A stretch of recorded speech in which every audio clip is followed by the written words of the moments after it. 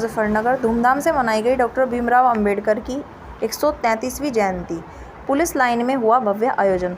मुजफ्फरनगर में संविधान निर्माता डॉक्टर भीमराव अंबेडकर में आयोजित कार्यक्रम में पुलिसकर्मियों ने अंबेडकर जी की तस्वीर पर पुष्प अर्पित कर उन्हें नमन किया और सलामी देकर श्रद्धांजलि दी।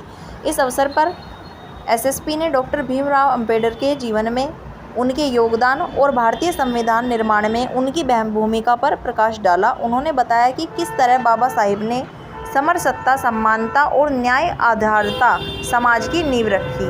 पुलिस लाइन में आयोजित इस कार्यक्रम में अधिकारियों समेत पुलिस बल के अनेक जवानों ने भाग लिया और डॉक्टर भीमराव अंबेडकर के विचारों को आत्मसात करने की प्रेरणा ली।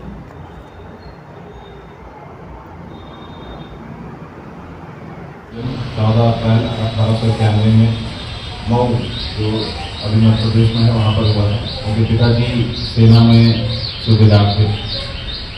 बाबा साहब डॉक्टर भीमराव अम्बेडकर एक दलित परिवार में पैदा हुए और उन्होंने काफ़ी कठिनाइयों का सामना करते हुए अब एजुकेशन का रास्ता चुना।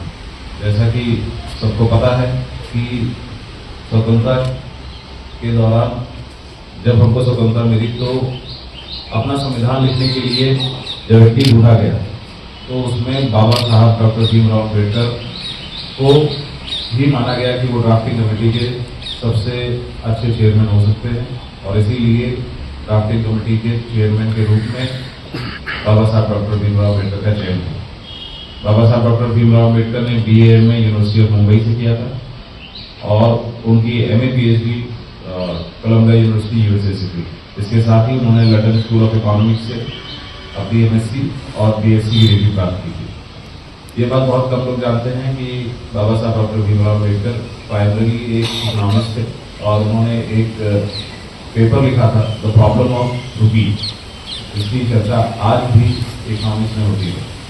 हमारा reserve bank of India RBI जो है उसकी भी जो मूल संरचना है उसके संस्थापक की जो आइडिया था वो भी बाबा साहब डॉक्टर भीमराव अम्बेडकर का था।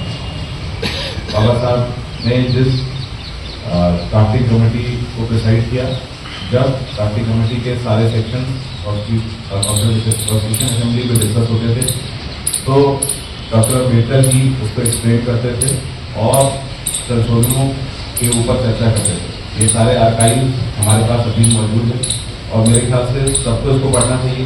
इसी से आप इस बात को जान पाएंगे कि आज हमारे संविधान में जो भी सिद्धांत और मूल्य है वो कैसे आए।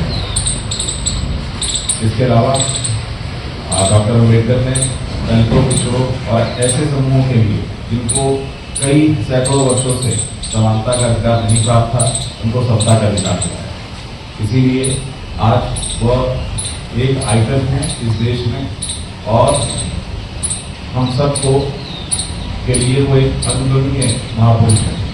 जो व्यक्ति समाज के सबसे नीचे स्ट्रेटा में पैदा हुआ हो वो आगे चल के भारत का प्रथम लॉ मिनिस्टर बनता है।